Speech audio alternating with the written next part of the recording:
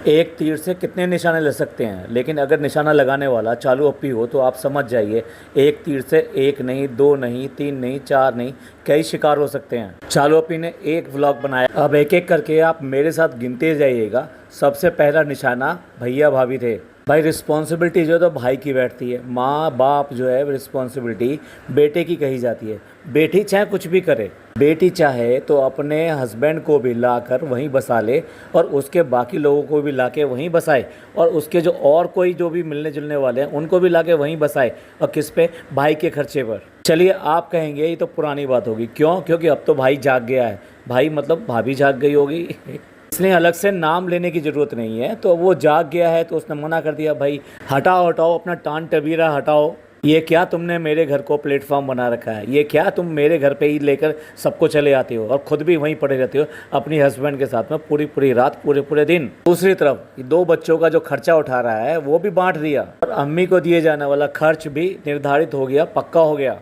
तभी तो ये बेशर्मों की तरह वहाँ से भागी और इसने वहाँ पे आना जाना बंद कर दिया। ये काम इसका पहले ही हो गया था, यानी डिलीवरी से पहले ही हो चुका था ये वाला काम। ये देख लीजिए कि उस टाइम में जब पेंट शेंट ये सब हो रहा था, उस टाइम में भी इसको वहाँ पे आके रहना पड़ा। और इसका गुट को जिसको पहले से ही कोई इज्जत नहीं थी, उसको भी अपना कोई ज़मीर तो है ही नहीं, तो उसे क्या फ़र्क पड़ता है कि अब इसकी बेइज्जती हुई है, किसकी बेइज्जती हुई है, वो भी चुपचाप तुम दबा के ऊपर। पहला निशाना भैया। भैया क्यों? क्योंकि भैया जो है माँ बाप को अलग रखता है, भाई एक को ऊपर रखता है, एक को नीचे रखता है, उनको मिलने नहीं देता, और उनकी खुशी का तो बिल्कुल भी ख्याल नहीं रखता, उनको कहीं बाहर लेके नहीं जाता। अच्छा, ये सारी प्रॉब्लम इसको तभी क्यों याद आती है जब भैया भाभी घर पे नहीं होते हैं? इसको अपने पापा तभी क्यों इतने बेचारे दिखाई देते हैं? तभी क्यों इसको ये कमी खलती है कि माँ और बाप दोनों अलग अलग हैं? तभी क्यों इसको ड्रीम डेस्टिनेशंस याद आते हैं? ये बहुत अच्छी तरह से जानती है कि मौके का फ़ायदा कैसे उठाया जाए।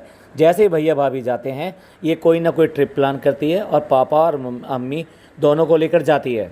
अब देखिए एक स्क्रीनशॉट लगा रहा हूँ जिसमें कि अम्मी और पापा इनके दोनों एक साथ बैठे हैं, दोनों मुस्कुरा रहे हैं। अब आप एक नोट कीजिए, एक काम तो ये करती है कि जैसे भैया भाभी घर से खिसके कोई ट्रिप प्लान किया और दोनों को साथ लेके गई, और दिखाती है इस बात को कि जैसे इनके पापा का कोई सपना था और वो जो जा नहीं पाए थे, या ये लेकर जा रही है, या फिर पापा बहुत दिन हो गए थे इसलिए कहीं जा नहीं पा रहे थे इसलिए मैं लेकर गई हूँ। और दूसरा पॉइंट जो है वो दूसरा पॉइंट ये है कि अम्मी पापा दोनों आपस में मिलके कितने ज़्यादा खुश होते हैं। ये अपने मुंह से भी व्लॉग में इसने बोला है कि पापा मम्मी देखो कितने खुश हैं, और जानबूझ के उनको एक साथ बैठाना। इवन देन जब होटल वगैरह में चले जाते हैं ना, वहाँ पर भी बैठाते हैं।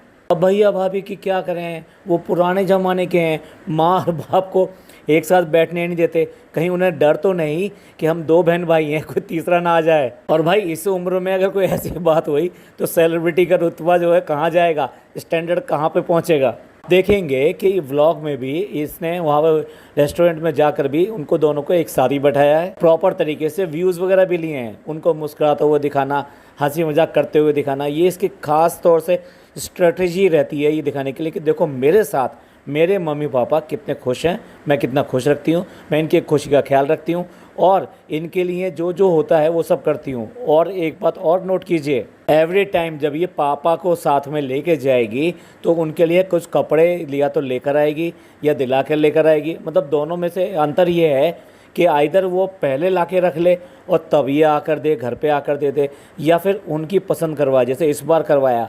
ये दिखाना कि देखो पापा के पास तो कोई चॉइस ही नहीं है, एवरी टाइम वो जो है वो पहनते हैं जो भैया ला के देता है, और वो अपने आप अपने पसंद का कोई भी चीज़ नहीं ले पाते। मैं हूँ बाबूजी, मैं हूँ, मैं लेके जाती हूँ इनको। तो नो डाउट इसको तो कोई डिनाई कर ही नहीं सकता कि ये पहला निशाना इसने साधा अपने भाई पे और अपनी भाभी पर, और एक ही टाइम पे उसने पानी फेर दिया इस बात के ऊपर कि वो इसके पापा के लिए या अम्मी के लिए जो भी कुछ करते हैं, जो नज़रिया दिखाया उसने वो एक अलग नज़रिए से दिखाया कि देखो यहाँ कमी है। चलिए ये था इसका पहला निशाना जो पक्का है, बिल्कुल पक्का। अब दूसरे निशाने की बात करते हैं। दूसरा निशाना है आप लोग, ऑडियंस और इसके व्यूवर्स, रिएक्शन चैनल वाले, और साथ साथ पिज़्ज़ा, जिससे उसके मन में भी कोई ऐसी बात ना रहे कि मेरी जो बहन है वो मेरे लिए सब कुछ है। वो वैसे भी आपको दिखाई देता है व्लॉग के अंदर कि उसको सब कुछ जो यही दिखाई देता है कि उसके दुनिया में इसके अलावा कोई दुनिया है ही नहीं। क्या बनना चाहती है आगे, वो क्या पढ़ना चाहती है, वो अपनी लाइफ स्टाइल को आगे कहाँ ले जाना चाहती है, अपनी ज़िंदगी को कैसे देखना चाहती है, वो कभी भी उसका नज़रिया आपको कहीं पे भी नहीं मिलेगा।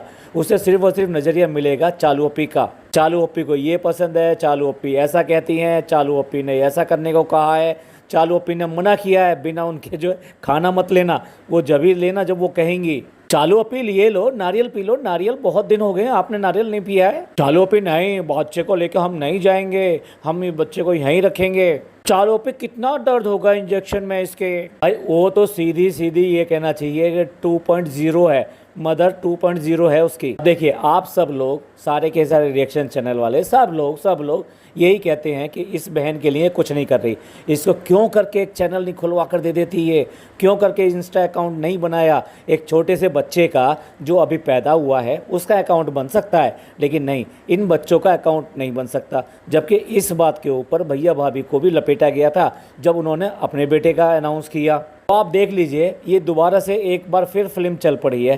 पहले आई थी जब भैया भाभी ने अपना अनाउंस किया था कि उन्होंने इंस्टा अकाउंट खोल दिया है रू बेबी का। एक तरफ तो वो ट्रोल हुए इस बात के लिए कि वो पहले से खोला हुआ था तो फिर ड्रामा क्यों किया कि खोल दूँ डीपी खोल दूँ।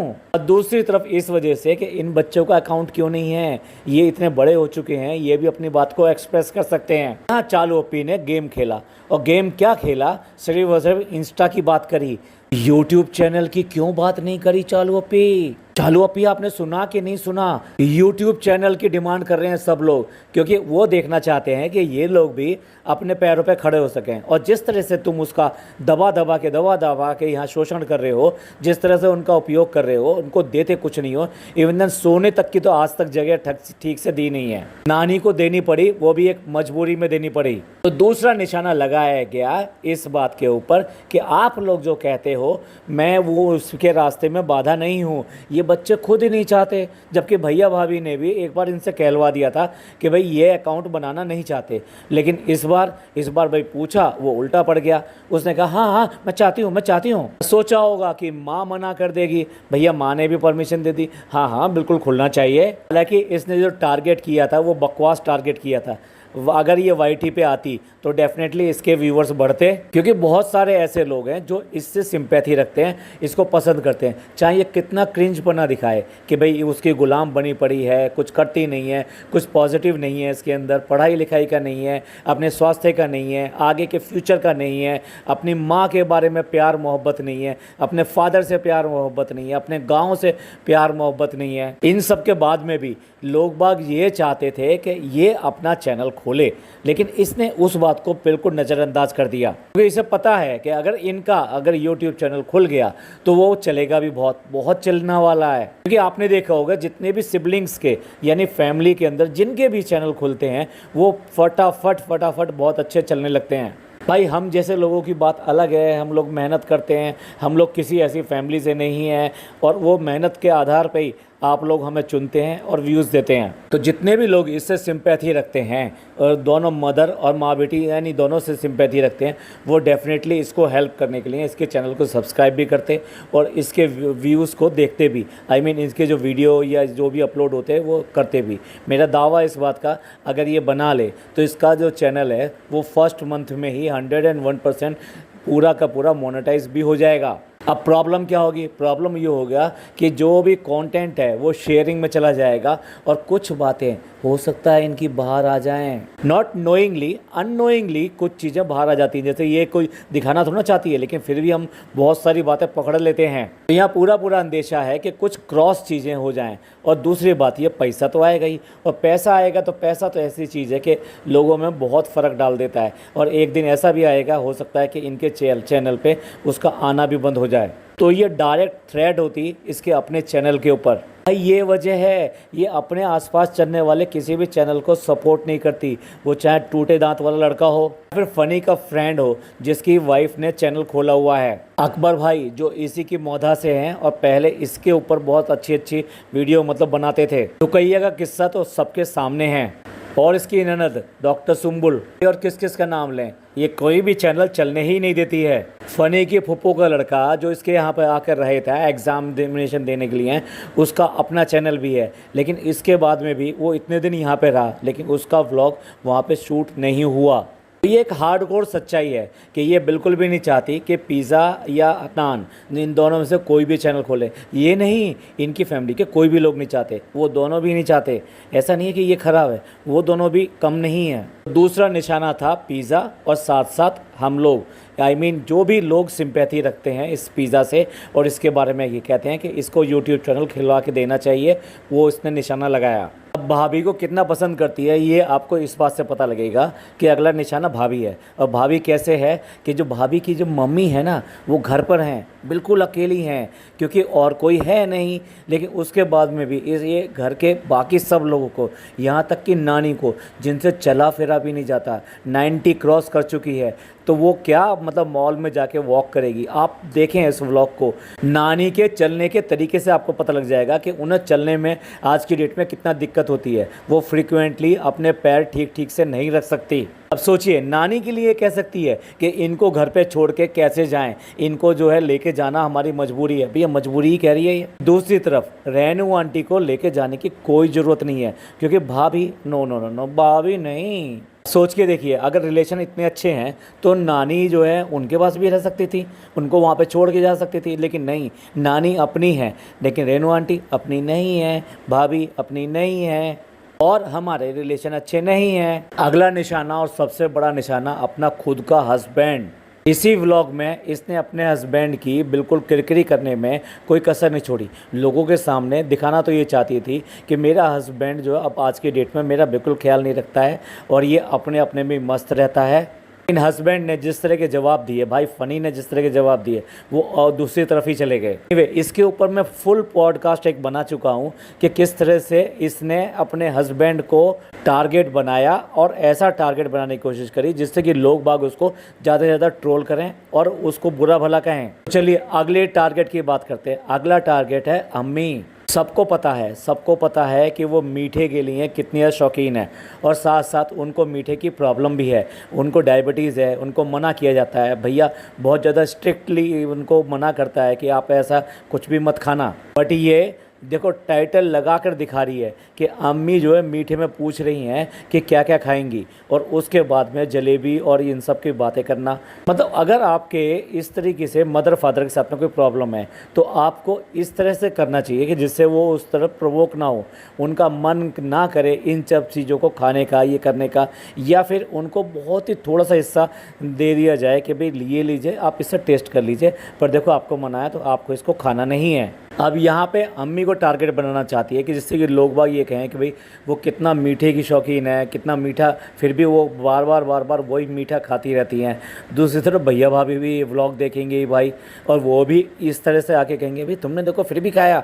यानी भैया भाभी का भी बुरा बनाना। बहुत शातिर है, ये मास्टर जी से शिकायत लगा रही है। मास्टर जी आइए और आइए, इनको बोलिए कि ये ऐसा ना करें और ये गलत कर रही हैं, और इनको जो भी सो कॉल्ड आप सज़ा देना चाहें वो दे सकते हैं। और भाई कितनी ज़बरदस्त चमची है, मतलब ये वाकई में 2.0 बन गई है पिज़्ज़ा। तो बोल बोल के बता रही है, देखो ये कितना खा रहे हैं, कितना खा रहे हैं। ये 4 रोटी ले ली, 5 जलेबी ले ली। यार वह खाना खाने ही तो गए हो, वो खाना ही तो खा रहे हैं, तो इसको इतना ज़्यादा बोलना, मतलब ये समझ जाती है कि क्या चालू अप्पी को अच्छा लगता है, और वही सब चीज़ें फोकस में, मतलब कैमरे से दिखाया भी गया है, ना केवल बोला गया है। आई डोंट नो, मतलब मैंने ध्यान से देखा नहीं कैमरा किसके हाथ में था, लेकिन पिज़्ज़ा जैसे जैसे बोल रही है वैसी वैसी चीज़ें दिखाई गई। देखो वो उसने 5 जलेबी रखी, तो उसने रोटी रखी। मतलब चालू अप्पी को क्या क्या टारगेट करना है ये उसे बहुत अच्छी तरह पता है, तो वो उसमें बिल्कुल उसका साथ देती है पूरी तरीके से। भाई तुम लोग खाने के लिए गए हो तो खाना ही तो खा रहे हो,